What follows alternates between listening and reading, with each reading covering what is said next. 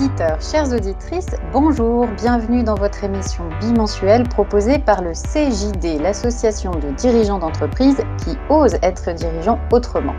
L'économie au service de l'homme et non l'inverse, c'est notre devise. Nous parlons avec vous d'entreprise et d'actions responsables. Restez avec nous sur Radio Clapas 93.5.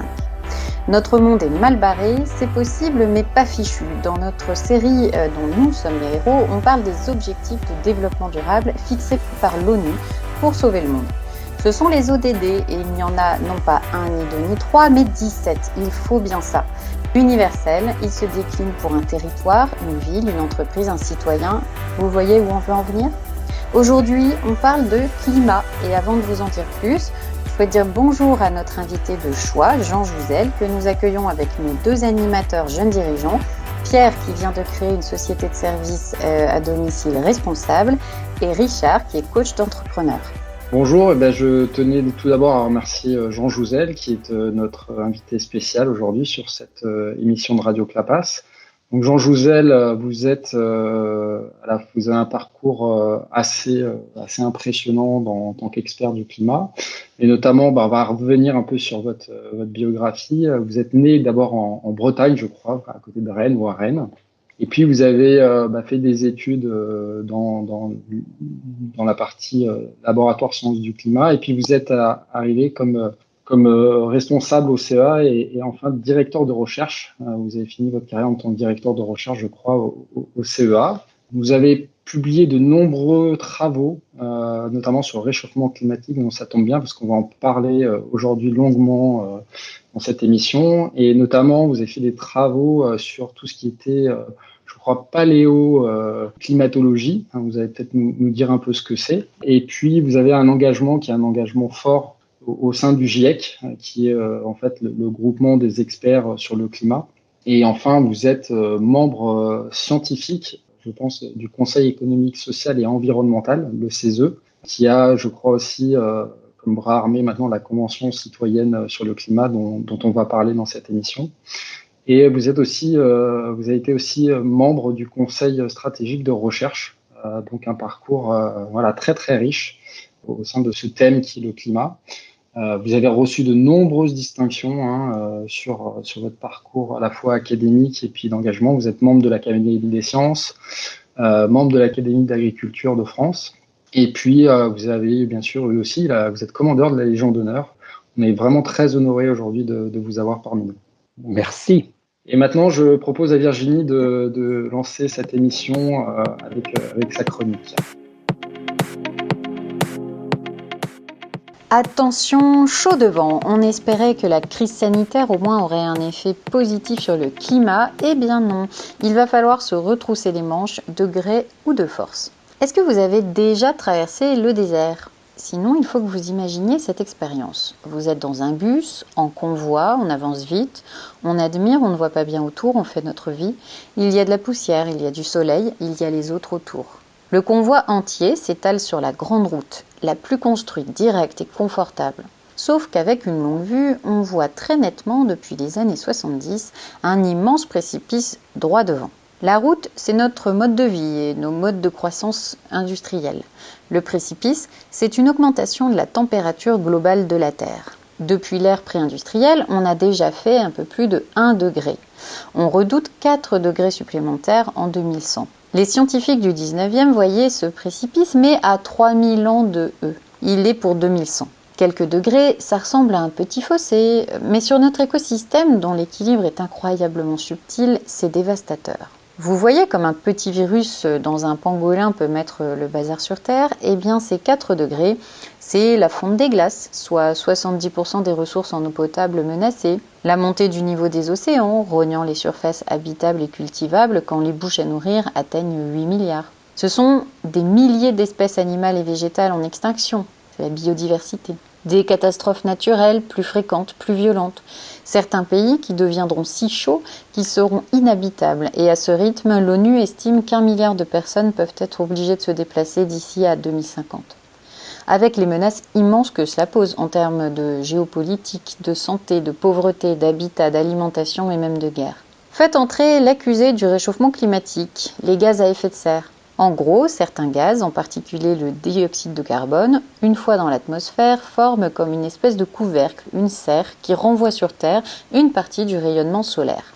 Gaz coupables, mais pas responsables, car ils naissent bel et bien de nos activités humaines, à des niveaux tels que la nature ne peut plus les absorber. Si nous revenons avec notre histoire de convoi de bus, aux conducteurs de ce convoi de 197 États, beaucoup de voyageurs avertis leur ont dit qu'il faut prendre une autre route. Mais problème numéro 1, ça paraît bien difficile de changer. Et les conducteurs cherchent des excuses, des raisons. Pilote automatique, on peut bien attendre encore pour bifurquer ou déjà conduire un peu sur le côté. On a d'autres chats à fouetter, le véhicule n'est pas maniable. Les voyageurs se disputent, la route est plus confortable. D'autres en ont bien profité avant, pourquoi pas moi, et d'autres feront bien ce qu'il faut. Le problème numéro 2, c'est que tous ces bus n'avancent pas à la même vitesse et ils n'ont pas les mêmes niveaux d'équipement, des bons pneus, la climatisation, le chauffage, la télévision, de bons mécaniciens. Selon Oxfam récemment, les 10% les plus riches seraient responsables de plus de 50% des émissions de CO2 mondiales.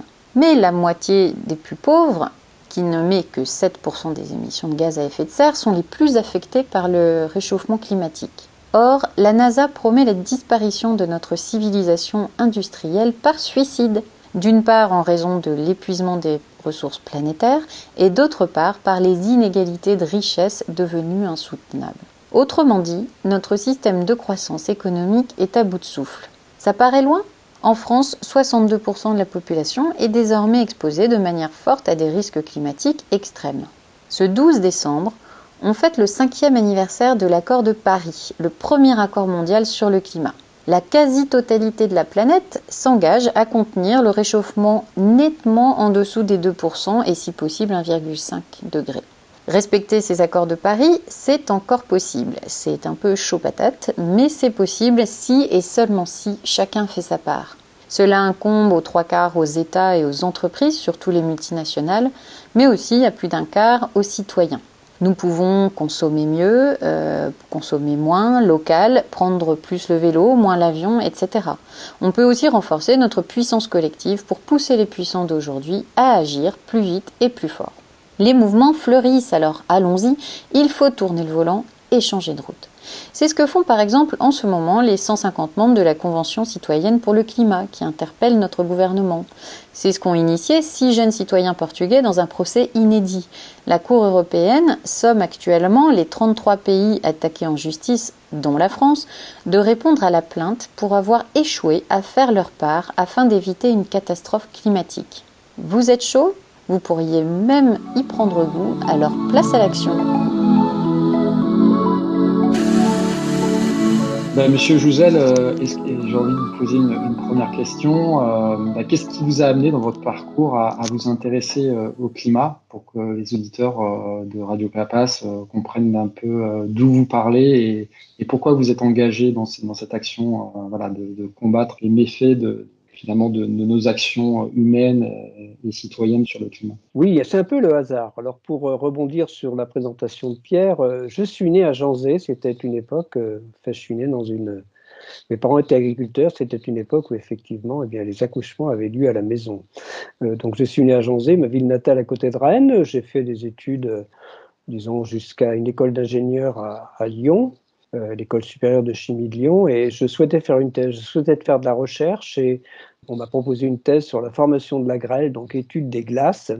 Dans le même laboratoire, passait régulièrement Claude Lorius, un glaciologue déjà célèbre à l'époque, qui était allé en Antarctique et qui ramenait ses échantillons.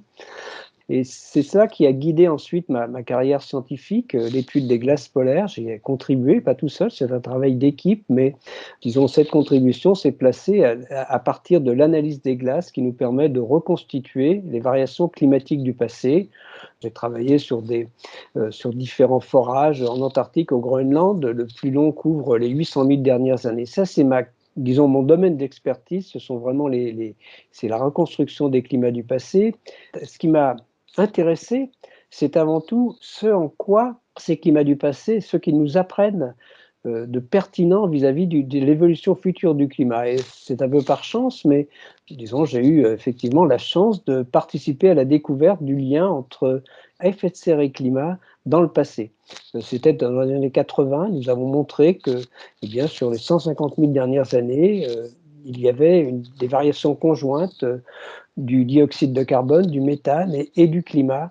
Et donc, cela a montré de façon très claire le rôle des gaz à effet de serre sur le climat. Ensuite, j'ai participé également à la découverte de variations climatiques extrêmement rapides, et c'est aussi pertinent vis-à-vis de l'évolution future de notre climat, puisque celle-ci se déroule sur une dizaine d'années, disons moins qu'une vie humaine, en tout cas qu'une génération. Et donc la question est posée, est-ce que le climat est stable dans le long terme? Et cette question reste posée parce qu'il y a toujours cette possibilité, par exemple on évoque des changements de circulation océanique, en fait ça ne surviendra pas tout de suite, mais c'est quelque chose qui est intéressant par rapport à l'évolution future de notre climat, comme peut l'être l'élévation du niveau de la mer, dont on voit évidemment l'histoire tout au cours des variations entre périodes glaciaires et interglaciaires, comme peut l'être disons, l'étude de la variabilité naturelle du climat, puisque si nous pouvons affirmer désormais que le climat des 50, enfin au moins depuis la Seconde Guerre mondiale, si le réchauffement est déjà lié aux activités humaines, c'est parce que nous pouvons dire que sur cette période, ce qui est d'origine naturelle, eh bien, ne peut expliquer qu'un dixième de degré. Donc c'est tout cela qui m'a beaucoup intéressé, ce en quoi les données du passé nous apportent des informations pertinentes vis-à-vis du climat. Et donc je n'y suis plus depuis, j'en ai été vice-président du groupe scientifique pendant de 2002 à 2015, auteur des rapports de 1994 à 2002, et j'ai beaucoup appris sur l'évolution future de notre climat en participant au GIEC, également en étant directeur de l'Institut Pierre-Simon Laplace, puisque c'est là, disons, la modélisation est vraiment la clé de la prédiction de l'évolution future de notre climat. C'est grâce aussi à ces découvertes auxquelles j'ai participé, disons dans les années 80, d'avoir beaucoup de visibilité médiatique qui a attiré d'une certaine façon l'intérêt des décideurs politiques qui se sont tournés, disons que quand ils ont eu le souhait de se tourner vers la communauté scientifique, j'ai été assez rapidement contacté, pas tout seul, hein, il y en a d'autres, c'est pas ça, mais disons je fais effectivement partie de ces personnes qui sont, disons, qui sont associées à ces problèmes d'évolution du climat, et ces aspects-là m'ont intéressé également. D'ailleurs, pour rebondir sur votre série, on sait très bien que le climat n'est pas, et de loin, le seul problème environnemental auquel les jeunes d'aujourd'hui auront à faire face, mais le problème, il y a bien sûr justement les objectifs de développement durable, ils sont décrits de façon extrêmement pertinente, mais ce que l'on sait aussi, c'est que l'ensemble je dirais que l'ensemble des autres problèmes environnementaux sont généralement exacerbés par le réchauffement climatique. C'est le cas par exemple de la perte de biodiversité. Le réchauffement climatique est déjà la troisième cause de perte de biodiversité, et si le réchauffement n'était pas maîtrisé, il pourrait en devenir la première. J'ai repris un peu la synthèse de l'ODD 13, qui est effectivement l'objectif sur le climat. Et on voit qu'une des premières propositions de l'ONU, s'agissant de la transition écologique, serait d'accélérer la décarbonation. Est-ce que vous pouvez nous expliquer peut-être un peu à nos auditeurs ce que c'est la décarbonation et peut-être quelles sont les pistes, et est-ce que c'est vraiment une des solutions majeures pour, on va dire, contenir la gestion, on va dire, accélérée et la dégradation du climat aujourd'hui? Donc partons de l'objectif. Alors l'objectif, c'est un objectif défini de façon politique. Il a été défini par la Convention climat. La Convention climat a fixé comme objectif, depuis l'accord de Paris, que des mesures soient prises pour que le réchauffement climatique reste bien en deçà de 2 degrés, je ne sais pas moi, voire 1,5 degré par rapport au pré-industriel. Donc ça, c'est quelque chose auquel j'adhère pleinement, parce que l'idée derrière cette décision, qui est une décision de sagesse, c'est que le réchauffement climatique est inéluctable, mais il faut absolument que les jeunes d'aujourd'hui puissent s'adapter au réchauffement climatique dans la deuxième partie de ce siècle. Et on montre de façon très claire qu'en deçà de 2 degrés, ça devient de plus en plus difficile à mesure que l'on s'en éloigne. Et un rapport publié en 2018, qu'on appelle le rapport 1.5, va au-delà en disant clairement qu'un demi-degré ça compte, et que rester autour d'1,5 degré par rapport au point industriel, c'est-à-dire 1,5 degré de plus qu'aujourd'hui, serait du point de vue du climatologue le plus raisonnable. Nous aurions toutes les raisons pour rester autour d'1,5 degré. Donc c'est fixé à bien en deçà de 2 degrés, ça c'est raisonnable. Mais en face ça, le politique demande aux scientifiques quelles sont les trajectoires qui nous permettraient de réaliser ces objectifs. Et là c'est très clair. D'abord, c'est le bon sens. Si on veut stabiliser le climat, eh bien, il faut neutralité carbone à un certain point, quel que soit le niveau de stabilisation visé. Pour 2 degrés, eh bien, disons, c'est une neutralité carbone vers 2070, 2080. Pour 1,5 degré, c'est une neutralité carbone en 2050. Donc ça, c'est bien fixé. Et puis, mais pour avoir cette neutralité carbone, eh bien, on voit bien qu'il y a une telle inertie des systèmes économiques qu'il faut, disons, se fixer des objectifs intermédiaires. Il est évident que si on continue à augmenter les émissions jusqu'en 2045, il sera trop tard pour se mettre, disons, en route pour une neutralité carbone en 2050. Mais ça, les gens, beaucoup semblent l'oublier, mais c'est maintenant qu'il faut s'y mettre. Et donc, il y a des objectifs intermédiaires qui sont définis et qui sont ceux que l'Europe vient d'adapter. Par exemple, moins 55% à horizon 2030, c'est compatible effectivement avec bien en deçà de 2 degrés. La Chine s'est fixé 2060. Les États-Unis, avec le retour de Joe Biden, devraient aussi l'afficher en 2050, comme l'Europe, comme la France, comme d'autres pays, la Corée, le Japon, le Canada, la Nouvelle-Zélande.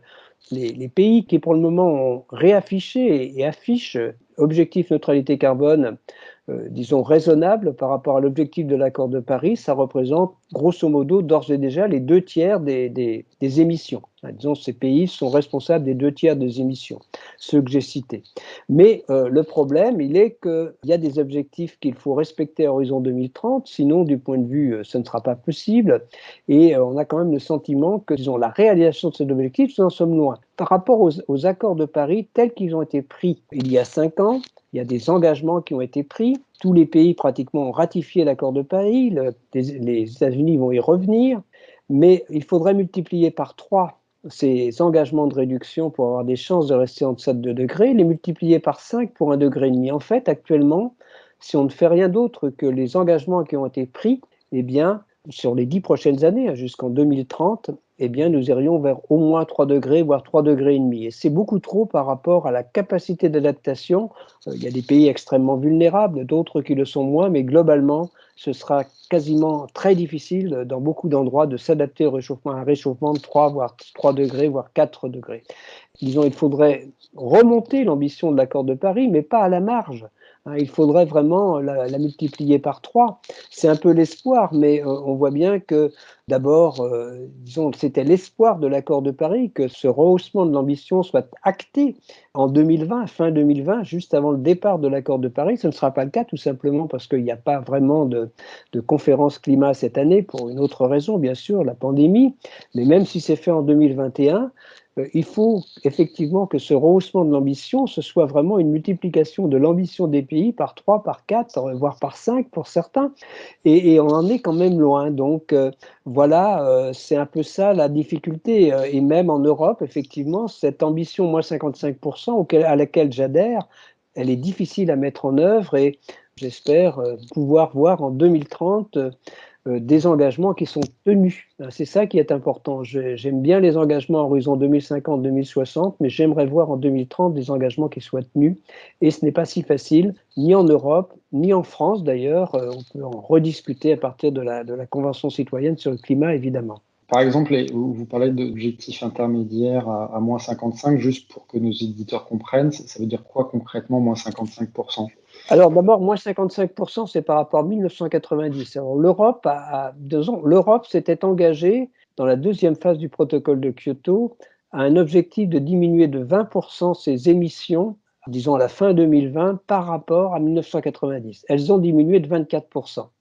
Alors c'est un peu trompeur parce que quand on regarde, alors c'est une réalité, la France aussi va réaliser ce qu'elle a promis à horizon 2020, mais ça ne tient pas compte du fait que les importations ont augmenté. Disons que ça, ce sont les émissions sur les territoires nationaux, mais généralement en Europe, les importations ont augmenté et si on tient compte de ces importations, la diminution est moins nette. En tout état de cause, le moins 55% par rapport à aujourd'hui, c'est à peu près de l'ordre de 40%. Donc c'est quand même beaucoup, ce serait vraiment de l'ordre d'entre 4 et 5% chaque année de diminution. Disons à l'échelle planétaire, la division par 2 demanderait 7% chaque année. Et on voit bien que c'est difficile, puisque si on prend l'année 2020, marquée par une nette baisse de l'activité, eh bien, la diminution des émissions à l'échelle planétaire est de 7%, un peu plus en Europe, 12% en France, je crois, mais il faudra répéter ces 7% chaque année à l'échelle planétaire. On voit bien que la difficulté Donc, ça veut dire qu'il faut effectivement changer de mode de développement. Et c'est là qu'on parle de décarbonation. C'est avant tout se passer des combustibles fossiles. C'est ça la première priorité. Et on voit bien que nous les utilisons dans beaucoup de notre vie de tous les jours, hein. L'utilisation des combustibles fossiles, ces émissions de CO2, c'est vraiment chaque année, pour les 2 tiers, plus de 70% d'augmentation de l'effet de serre. Il y a à peu près 20% liés disons, à alimentation, agriculture, pour les autres gaz à effet de serre, mais c'est vraiment un effort très clair et dont on voit la possibilité, hein. Donc il y a d'autres, bien sûr, c'est l'efficacité énergétique. En France, par exemple, il y a un objectif de division par 2 de notre utilisation d'énergie à horizon 2050, mais il faut aussi de la sobriété. Il faut vraiment regarder ce que nous faisons chaque jour. Est-ce que c'est utile? Est-ce que c'est agréable? Il ne s'agit pas, bien sûr, de diminuer la qualité de vie, au contraire, parce que je crois que réaliser cette transition, je dirais simplement depuis une économie largement basée sur l'utilisation de combustibles fossiles, celle d'aujourd'hui, celle d'hier, un peu moins celle d'aujourd'hui, mais celle de demain devrait être, disons, les mots-clés de l'économie de demain devraient être effectivement efficacité énergétique, un mix énergétique, alors construit selon les pays. On ne va pas faire un débat entre nucléaire et renouvelable, mais à l'échelle planétaire, c'est clair que ce sont les énergies renouvelables qui sont appelées à se développer si on veut prendre la mesure du réchauffement climatique. Alors certains pays comme la France vont très probablement continuer à utiliser de l'énergie nucléaire, qui est également non émettrice de gaz à effet de serre, le mix énergétique, l'efficacité énergétique, la sobriété, et puis il y a d'autres mots-clés comme la solidarité, je l'ai déjà évoqué. Il faut que chacun regarde dans la même direction. Et ça, ça n'a pas été le cas pendant 4 ans, on le voit au niveau des pays. La décision de Donald Trump a été extrêmement négative parce que ça a aussi entraîné d'autres pays dans l'inaction, même si le Brésil ne s'est pas officiellement retiré de l'accord de Paris. Disons, c'est tout comme, soyons clairs. 2 mots que je souhaite redire, 2 mots clés pour moi. Bien sûr, alors, différent. D'abord, l'échelle régionale, l'importance de l'échelle régionale. La réalité, c'est l'échelle régionale. La réalité des conséquences du réchauffement climatique, elle est différente d'une région à l'autre. Dans votre région, bien sûr, on peut, disons de la Camargue, par exemple, par rapport à l'élévation du niveau de la mer. Il y a aussi cette question, disons pour la région un peu plus largement, un peu plus, disons Languedoc-Roussillon, comme je disais quand j'étais jeune, de ces événements méditerranéens qui viennent de plus en plus fréquents et de plus en plus intenses, mais en toile de fond plutôt autour de la Méditerranée, de moins en moins de précipitations et une évaporation de plus en plus importante. Donc on voit bien que votre région a des problèmes assez spécifiques, d'autres régions auront d'autres problèmes. Donc il faut regarder, cette échelle régionale est très importante. Et les 2 autres points, c'est évidemment l'éducation, je n'y passais pas tout de temps, mais c'est tellement clé. Et je crois que c'est important de dire aussi l'importance des investissements. C'est assez important de donner quelques chiffres, hein, disons, les chiffres sont clairs. Donc c'est ceux que nous avons repris avec Pierre Laroutourou lorsque nous avons proposé le pacte finance-climat. L'idée qui est derrière, prenons le niveau européen, ce pacte finance-climat européen, eh bien au niveau européen, il faudra à peu près 1 000 milliards d'euros chaque année pour réussir la transition énergétique. Il faut investir. Ce ne sont pas des milliards supplémentaires, hein, parce qu'il y a déjà des investissements qu'on inscrit dans ce qu'on peut inscrire dans cette lutte contre le réchauffement climatique. Plutôt au niveau de l'Europe, 250 à 300 milliards. Prenons la France. En France, on investit chaque année, alors ça dépend des décomptes, c'est assez difficile, mais de 60 à 80 milliards d'euros, disons, qu'on peut déjà inscrire dans cette dynamique de lutte contre le réchauffement climatique d'adaptation. Et il faudrait 20 milliards supplémentaires chaque année pour que la France réussisse à tenir ses objectifs à horizon 2030. Donc peut-être un peu plus si ces objectifs sont rehaussés pour suivre ce qui est fait à l'échelle de l'Europe. Mais vous voyez, ces sommes, alors 20 milliards d'euros, même si c'est 25 ou 30 supplémentaires, ce sont des sommes importantes, mais ce n'est qu'une fraction de ce qu'on est en train de mettre sur la table pour faire face, alors de façon tout à fait légitime, à la crise économique liée au Covid. C'est bien sûr que c'est important de faire face également. Mais on voit bien que les sommes qu'il faut investir ne sont pas gigantesques, elles sont très probablement accessibles. C'est une question de choix, de volonté politique, d'autant plus que ces investissements, ce sont des investissements, je dirais, créateurs d'emplois. C'est de réaliser cette transition, donc il y a des créations d'emplois à la clé. Alors évidemment, c'est toujours discutable, mais au niveau français, l'ADEME cite 600 000 à 900 000 emplois nets d'ici 2050. Si on réussit à tenir les objectifs que nous nous sommes fixés au niveau français, ce sont des emplois extrêmement intéressants, Donc c'est attractif pour les jeunes. C'est aussi, je pense, quand même une qualité de vie supérieure en termes, si on regarde les centres-villes, disons, qui seront peu à peu abandonnés, en tout cas par les véhicules thermiques, disons en tout cas individuels. On voit bien que, eh bien, c'est quand même des progrès en termes de pollution. Alors à la fois pollution, disons, aux particules, bien sûr, émissions de CO2, pollution sonore. Donc c'est un monde avec une qualité de vie, je crois, supérieure qu'on nous invite à faire avec cette transition, et bien sûr en tenant compte aussi des autres objectifs du développement durable. Donc on voit bien que il n'y a pas de raison de ne pas faire cette transition. Et c'est ça qui est terrible. Il n'y a pas de raison de ne pas la faire. On n'en a pas une seule bonne. C'est d'ailleurs pour ça qu'on entend beaucoup de gens qui disent on va la faire. Mais la réalité, c'est qu'on ne prend pas les moyens.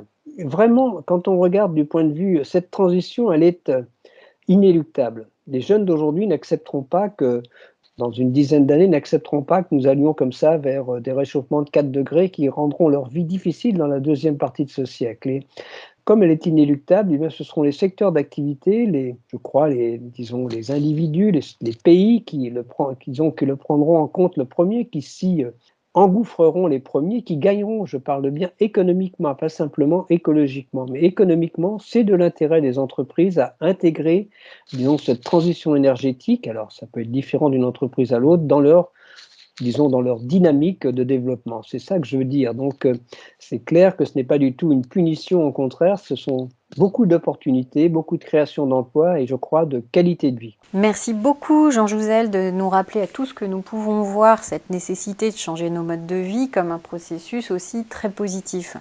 Vous venez de nous convaincre aussi du rôle clé des territoires sur la transition écologique et en particulier de l'échelon régional. Alors je me demandais si vous étiez président du conseil régional, alors par exemple de l'Occitanie au hasard, quelles seraient vos 3 priorités ? Disons les 3 grands secteurs où nous sommes chacun directement concernés. La mobilité d'abord. Je pense qu'il faut garder, il faut développer bien sûr le train, accepter, alors ça je le fais quand je vais de Paris à Toulouse, accepter, disons, le train prenne beaucoup de place dans les déplacements, en tout cas, disons, intranational, que l'avion prenne de moins en moins de place. Je sais que Toulouse est une ville très marquée par le développement de l'avion, mais c'est quand même dans l'air du temps. Et ce serait une belle décision à prendre que d'accepter. Ça aurait été bien d'accepter parce que Toulouse aurait été touchée, que c'était ce que proposaient les citoyens, c'est-à-dire que, disons, l'avion serait limité pour les villes qui sont à moins de 4 heures, disons, pour les déplacements disons, au sein de notre pays, qui prendraient moins de 4 heures en train. Ça aurait été le cas, par exemple, de Paris-Toulouse. Mais là, évidemment, ça va être accepté, probablement proposé, mais avec une limite à 2h30. Donc, il y a aussi toute la préservation, je pense, bien sûr. Alors, les centres-villes, pour les métropoles, que ce soit Montpellier, Toulouse ou d'autres, il y a quand même les centres-villes, on doit les orienter de plus en plus vers des transports doux, des transports en commun. Disons, je pense que, je l'ai dit assez rapidement, mais je me suis aussi un peu impliqué sur Paris, les centres-villes des futurs, les métropoles, eh bien, ce sont quand même probablement à échéance d'une quinzaine d'années, d'abord plus de véhicules thermiques, mais aussi beaucoup plus pour le moment de taxis, alors si possible électriques, mais également bien sûr des transports en commun, des transports doux. Il y aura probablement moins de place, disons plus de chaussées laissées aussi aux piétons, donc il y aura probablement moins de place dans les centres-villes et je pense que c'est aussi ce que fait Toulouse, ce que fait Montpellier pour les personnes qui souhaitent y aller avec les véhicules thermiques seuls dans leur voiture. Disons ça, c'est une réalité qu'il faut prendre en compte. Garder les lignes de train, si possible, y compris ce qu'on appelle les petites lignes. Je pense qu'il y a un développement. Je pense que évidemment, c'est difficile pour les petites lignes, mais dans 50 ans, je parie que quand ces lignes qui auront été conservées, eh bien, seront vraiment synonymes de développement pour tous les petits pays qu'ils irrigueront. Et c'est ça qui est important. Il faut savoir les garder. Ça, c'est pour la mobilité. Est-ce que vous avez parlé pour ça à la SNCF? Parce qu'il y a quand même beaucoup de petites lignes qui sont mortes ces dernières années au détriment des... Oui, non, mais effectivement, ça a été dit et redit dans le plan de relance que ces petites lignes seraient préservées. Comme vous savez, la SNCF, alors là aussi, pour la cause de pandémie, je crois qu'ils en sont à 6 milliards de déficit, 5 ou 6. C'est pas facile, mais c'est clair qu'actuellement, c'est déficitaire. Les régions ont un rôle à jouer. D'ailleurs, elles le jouent généralement. Donc, c'est quand même là, dans la décision de fermer ou de garder des petites lignes. La SNCF a effectivement une décision, mais c'est aussi beaucoup le rôle de la région. Enfin, disons, puisque vous me parlez de la région, je pense que la région a son mot à dire. D'ailleurs, le financement de ces TER est soutenu au niveau des régions, c'est très clair. À court terme, garder une petite ligne, c'est pas rentable. Je fais le pari, et moi, garder une petite ligne en Bretagne, je l'utilise, je vais à Janzé en train depuis Paris, vous voyez, c'est pas très grave, mais cette petite ligne, elle est déficitaire actuellement. Dans 50 ans, je fais le pari que le développement sera autour des transports en commun, et c'est ça qu'il faut, donc c'est un peu, dans 30, 40, 50 ans, il faut les garder. Voilà, du point de vue du logement, il y a bien sûr tous des plans massifs d'isolation, bien sûr, être parfait sur les bâtiments neufs. Alors, Carole Delga, je l'inciterai à d'abord faire très attention aux bâtiments sur lesquels elle a la main, aussi bien en termes dans tous les bâtiments administratifs, voilà, mais aussi tous les bâtiments. C'est un gisement énorme d'économie d'énergie. Donc, les bâtiments, et puis le troisième point, se nourrir, eh bien, c'est quand même le développement de circuits alimentaires plus courts, les favoriser. Donc, il y a aussi quand même des moyens pour je pense aussi d'ailleurs qu'ils n'ont que des avantages. Alors ça prend peut-être un peu plus de temps pour ceux qui s'y investissent, mais qui ont beaucoup d'avantages, qui s'orientent aussi assez souvent vers l'agriculture bio. Donc il y a beaucoup de décisions à faire. Les cantines en général, disons, ça joue de plus en plus un rôle important dans l'alimentation, pas simplement pour les enfants, pour les adultes également, disons les restaurants ou restaurants d'entreprise, il y a beaucoup à faire. Et voilà, donc sur ces trois volets, j'essaierai d'agir aussi bien sur logement, urbanisme, mobilité et je dirais agriculture, alimentation. Ce sont des volets sur lesquels la région a vraiment, je crois, des moyens d'agir et j'encourage Carole Delga à le faire, mais je suis persuadé qu'elle en a l'intention. Si vous êtes d'accord, on lui enverra cette émission. Vous pouvez. Et avant d'aller plus loin, nous vous proposons un court entracte. Vous êtes sur Radio Clapas 93.5 et vous écoutez l'émission du CJD, une association de 5700 dirigeants d'entreprise qui osent mettre l'économie au service de l'homme et non l'inverse. Grégoire nous fait découvrir son inspiration musicale du jour. Merci Virginie et à toute l'équipe des jeunes dirigeants qui animent cette émission sur Clapas 93.5. C'est l'heure de la musique. J'avais envie d'amener un peu de chaleur, faire danser les gens en ce moment froid et particulier. On va s'écouter un morceau qui s'appelle New Paradise. Allez, allons-y carrément. Et c'est un extrait du EP qui s'appelle Bermuda, produit par Harvey Sutherland. On y va de suite.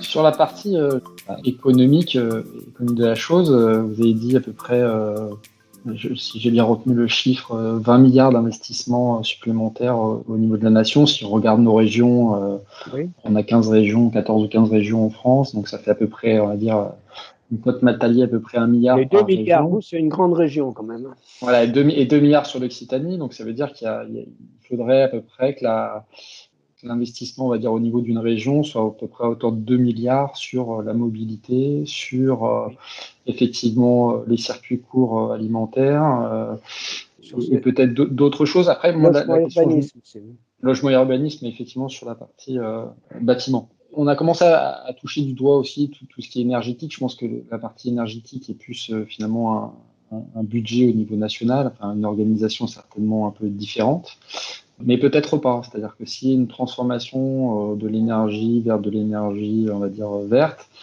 est-ce que les régions, par exemple, ou les territoires n'ont pas aussi intérêt finalement à développer leur propre, on va dire, potentiel énergétique vert en local? Donc, au niveau du CESE, effectivement, j'ai été co-rapporteur d'un avis climat-énergie sur la transition énergétique. Une de nos recommandations, c'était que les régions aient plus de liberté dans la production d'énergie, parce que ce sont là aussi à ces échelles que des décisions peuvent se prendre sur le renouvelable, alors que ce soit évidemment l'éolien, bien sûr le solaire. Enfin, c'est une région qui bénéficie d'un ensoleillement important, donc il y a beaucoup de potentiel, disons, en Occitanie par rapport au développement du solaire. Il y a aussi tout ce qui concerne l'utilisation des déchets, ou plus généralement la méthanisation à partir de déchets agricoles. Donc tout cela se passe au niveau régional, et donc il y a beaucoup d'initiatives qui peuvent l'être.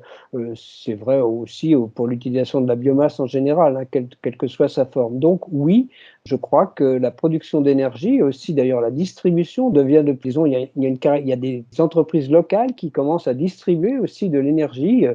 Bien sûr, le monopole d'EDF n'est pas complètement remis en cause. On voit bien la difficulté, peut-être ce n'est pas dans la culture française, mais je pense que les régions sont appelées à prendre de plus en plus d'importance, à la fois probablement dans la production d'énergie, mais aussi dans sa distribution. Jean Jouzel, c'est quoi les freins majeurs pour que ces décisions soient prises dans les instances, dans les collectivités territoriales? Les freins majeurs, alors il y a ces problèmes d'investissement qui sont quand même assez clés. Voilà, moi j'étais ce matin à la mairie de Paris, et effectivement, Anne Hidalgo a dit, puisqu'elle a redit aussi qu'il y avait un plan majeur au niveau de l'Europe, qu'il faudrait aussi que les grandes métropoles bénéficient du plan de relance européen, parce qu'il y a besoin d'argent sur une ville comme Paris, mais je suis sûr que c'est vrai aussi pour Montpellier et d'autres, et aussi pour les territoires. Il y a besoin d'investissement. Donc c'est un premier besoin. 2 milliards d'euros, si on parle de l'Occitanie, c'est quand même une somme importante et qu'on doit aller chercher. C'est chaque année, hein. Je pense, si on décortique un peu le mécanisme de ce qui se passe pour la Convention citoyenne, les citoyens ont pris le temps de réfléchir à ces problèmes, d'écouter des experts, et les mesures qu'ils ont proposées, les recommandations qu'ils ont faites sont à la fois pertinentes et très ambitieuses.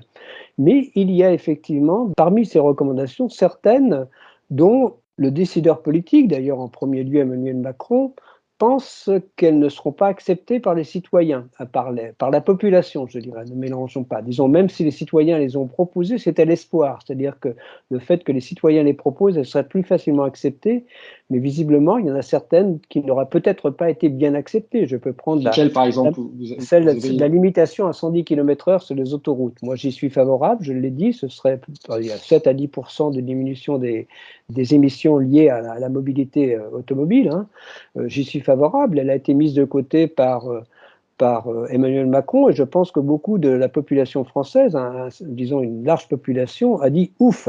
Si Emmanuel Macron a pris son joker pour celle-là, eh bien c'est que effectivement, c'est qu'il s'attendait à ce qu'il n'y aura pas beaucoup de protestations au niveau de la population. Parlons des entreprises. Une autre qui a été mise de côté par Emmanuel Macron, c'est la proposition d'une taxation de 4% pour les entreprises de chiffre d'affaires, je crois, de plus 10 millions d'euros, 4% supplémentaires.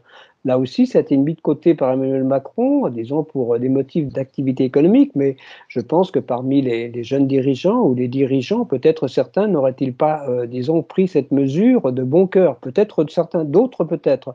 Par exemple, une des mesures qui me semble raisonnable, c'est d'exiger une rénovation à chaque changement de propriétaire. C'est ce que proposent les citoyens. Ça risque de ne pas être accepté sous cette forme parce que beaucoup aussi ne souhaitent pas que ça se passe. Beaucoup de propriétaires propriétaires ne souhaitent pas avoir cette contrainte. Alors que, disons, si nous n'avons pas une contrainte de ce type, plus que de l'incitation, à un certain point, disons, forcé à améliorer la qualité du bâtiment, nous n'y arriverons pas. Donc ce sont 3 exemples qui font que, disons, nous sommes tous concernés dans les freins. Les entreprises, chacun d'entre nous dans notre vie de tous les jours, il faut investir pour isoler le bâtiment, il faut... la mobilité douce, c'est bien, mais certains n'y sont pas favorables. Beaucoup sont attachés à leur voiture.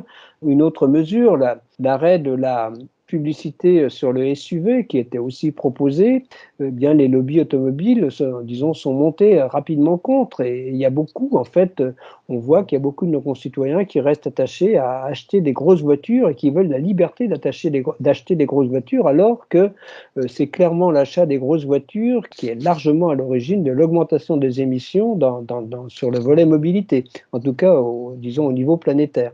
Donc on voit bien que tout cela, il ne faut pas toujours regarder vers les autres, il faut regarder aussi chacun d'entre nous, alors à la fois dans notre vie de tous les jours et dans notre vie professionnelle. Je crois que nous sommes tous, à un certain degré, quelquefois un frein. Je crois que c'est l'ensemble de la société qui freine, chacun pour des raisons. Beaucoup aimeraient que les autres fassent l'effort, mais chacun, nous ne sommes peut-être pas à la hauteur de l'effort qu'il faudrait que nous fassions.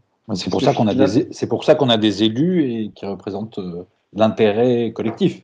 Oui, c'est vrai. Dépasser les intérêts individuels, sinon. Oui, bien sûr, mais alors ensuite, les élus ont le choix entre l'incitation, et je préfère une adhésion par rapport à tous ces objectifs qui sont extrêmement louables, mais ou bien effectivement un peu la contrainte. Et on voit bien que, disons, l'écologie, disons, punitive n'a pas la cote, et à juste titre. Donc, comment on entraîne les concitoyens? Et c'est le même problème pour un élu.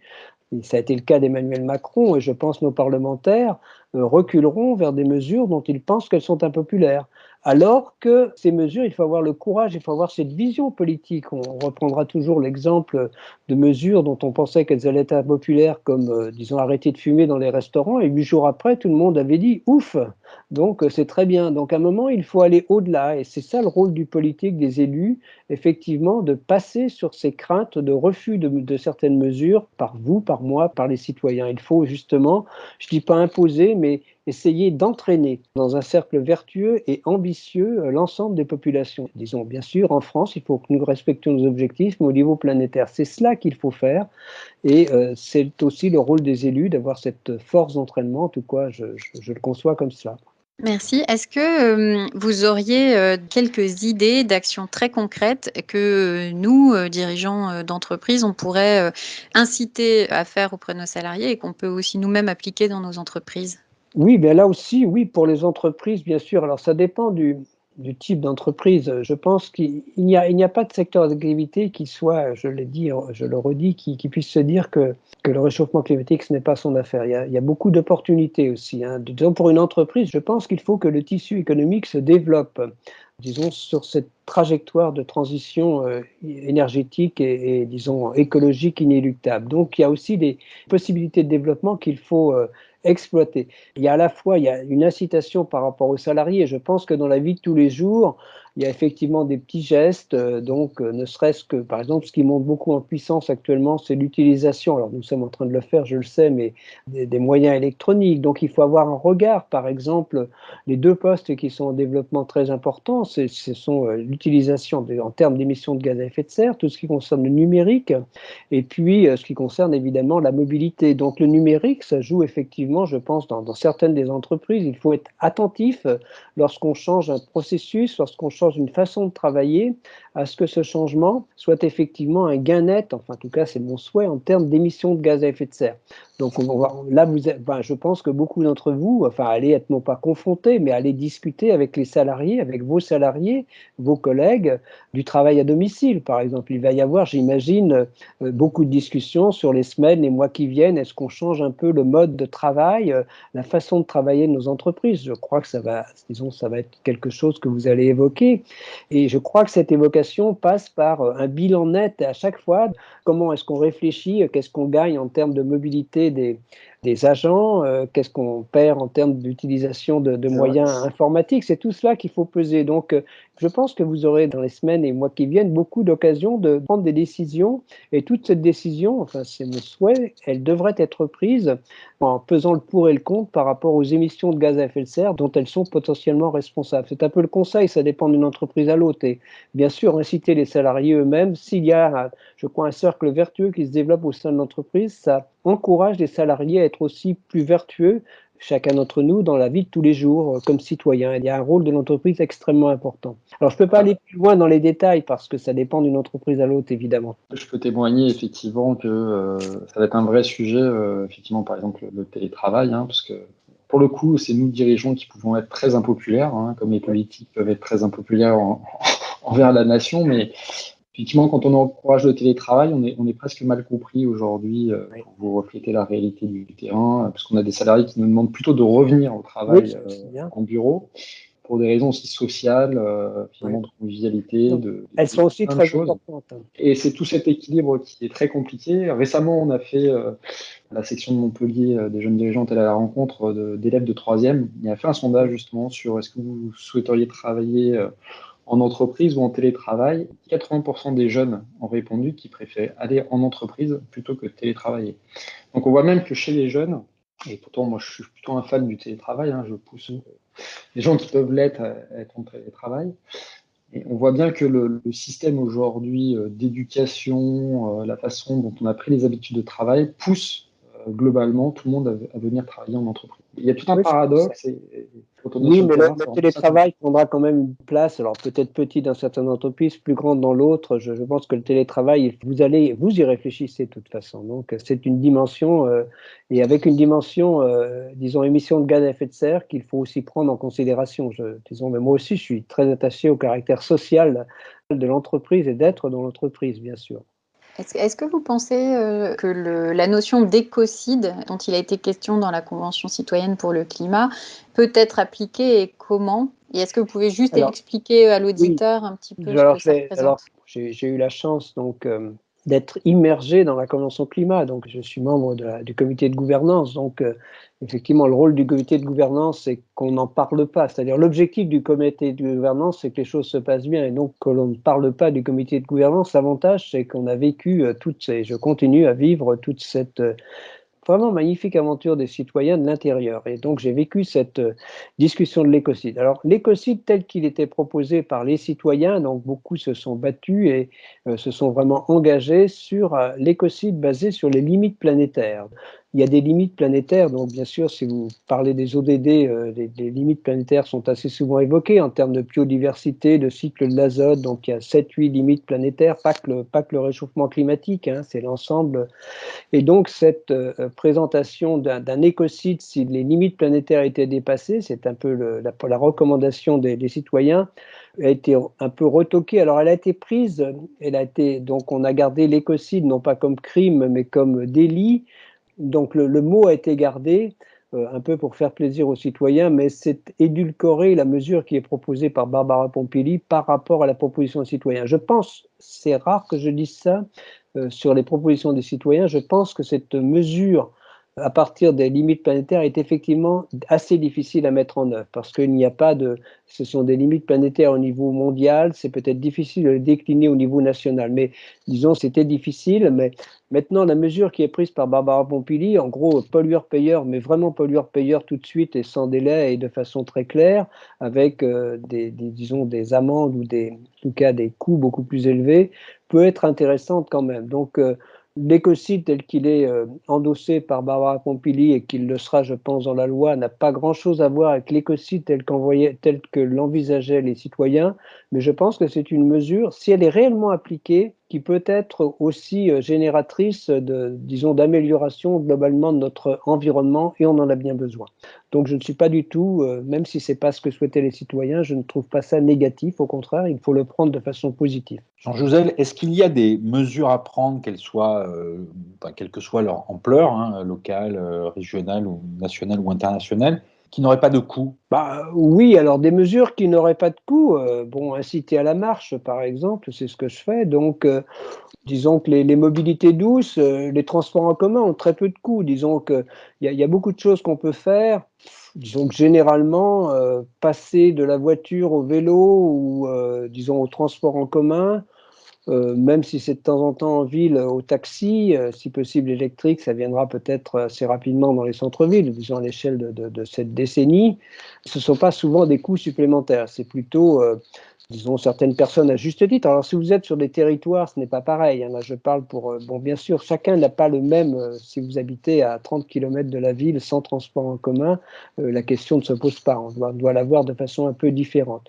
Dans les choses qui n'ont pas de coût, par exemple, adapter notre régime alimentaire, le rendre moins émetteur de gaz à effet de serre, disons en gros peut-être un régime moins carné, n'a pas forcément un coût supplémentaire par rapport à un régime plus équilibré.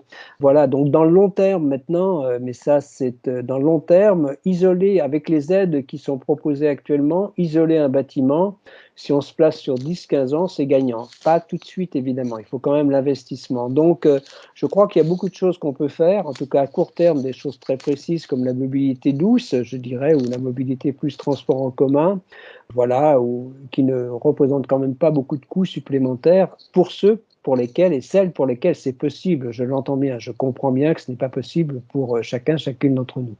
Mais il y a des choses qui ont un coût, par exemple, et je le regrette, c'est prendre le train par rapport à prendre l'avion. Donc voilà, je vais à Toulouse en train, c'est plus cher que de prendre l'avion, enfin de Paris, que de prendre l'avion en train. Ou en Montpellier, oui, je vais aussi en train d'ailleurs, 3 heures, c'est très bien, donc voilà.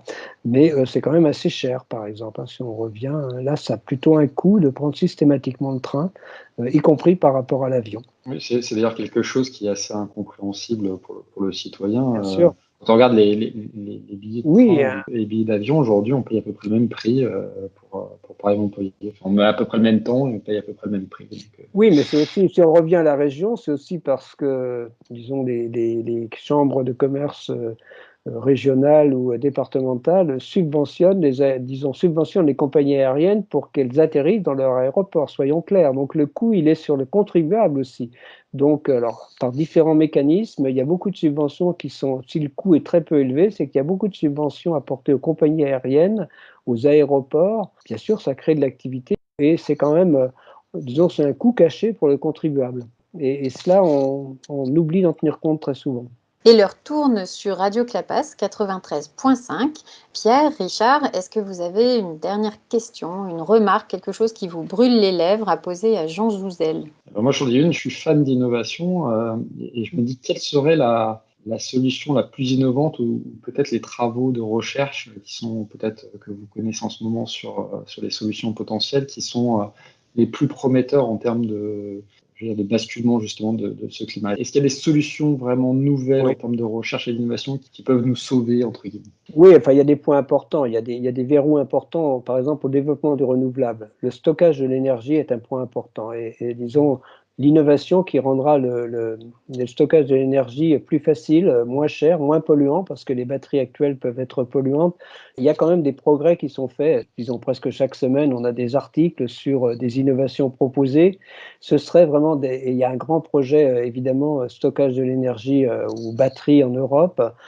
Voilà, est-ce qu'on peut aussi utiliser ou non l'hydrogène? Enfin, dans l'énergie, pour moi, le stockage de l'énergie est quelque chose d'essentiel de faire des progrès pour permettre effectivement le développement du renouvelable qui est pour le moment un peu bridé par cette absence de solutions ou alors de solutions chères ou polluantes. Donc ça, c'est un point qui me tient à cœur, oui. Merci beaucoup. Jean Jouzel, vous êtes à de multiples titres une référence, un expert des problématiques environnementales et en particulier sur les questions climatiques. Un grand merci pour vos éclairages. Quel serait le mot de la fin, celui avec lequel vous voudriez que nos auditeurs repartent? Donc le mot de la fin, pour moi, il est dans la droite ligne de ce que nous vivons là maintenant, le 5e anniversaire de l'accord de Paris.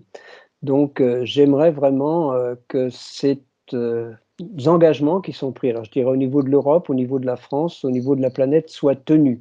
Nous ne demandons pas autre chose que de tenir les engagements pris par les décideurs politiques. Concrètement, ça doit se passer aujourd'hui. Voilà, c'est un peu cela, simplement le souhait que, par exemple, eh bien, c'est moins 55% par rapport à 1990 en Europe, nous y soyons vraiment dans 10 ans. Et ça, c'est mon souhait le plus important, parce qu'il faut aussi que l'Europe, c'est aussi disons, une garantie de leadership économique pour l'Europe. Et c'est cela que je souhaite. Je sais que c'est difficile aussi, bien sûr. Je ne nie pas la difficulté, et que chacun de nous est concerné. Et je souhaite aussi vous remercier de m'avoir accueilli, Radio Clapas.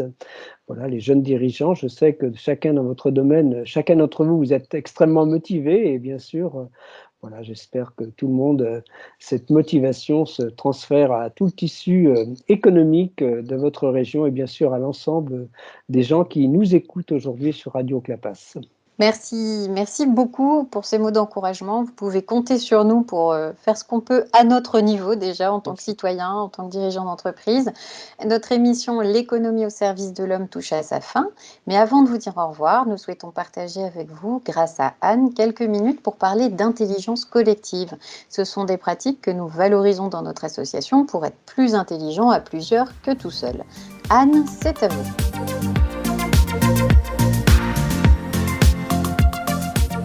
Bonjour à toutes et tous qui m'accompagnez dans cette découverte de l'intelligence collective.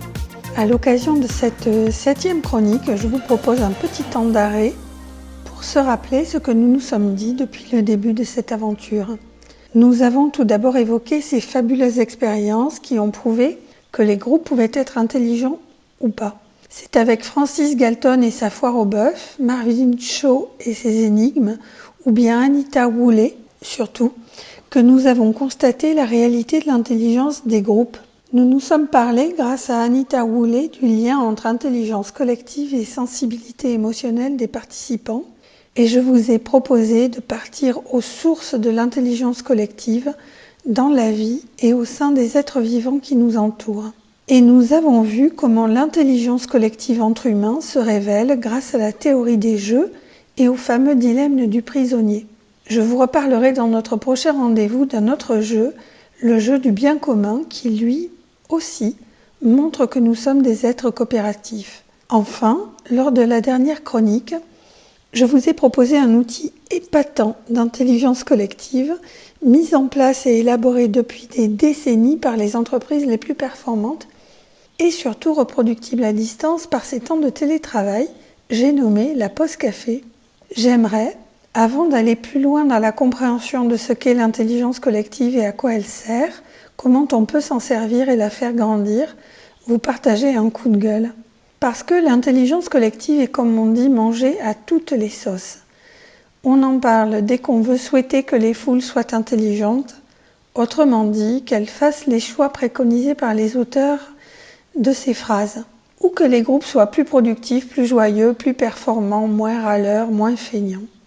Et très souvent, trop souvent, on confond allègrement ce qu'on appelait il y a 10 ans animation de réunion, qu'on appelle maintenant facilitation parce que ça fait plus fun, et ce qu'est réellement l'intelligence de fonctionnement d'un collectif. Un collectif intelligent, ça n'a pas besoin de réunion ou très peu. Au contraire, ça s'auto-organise de façon fluide parce que chacun sait à peu près ce qu'il a à faire et quand il ne le sait pas, il sait consulter les bonnes personnes sur les bons sujets. Alors non, l'intelligence collective, ça n'est pas de la facilitation ou de l'animation de réunion.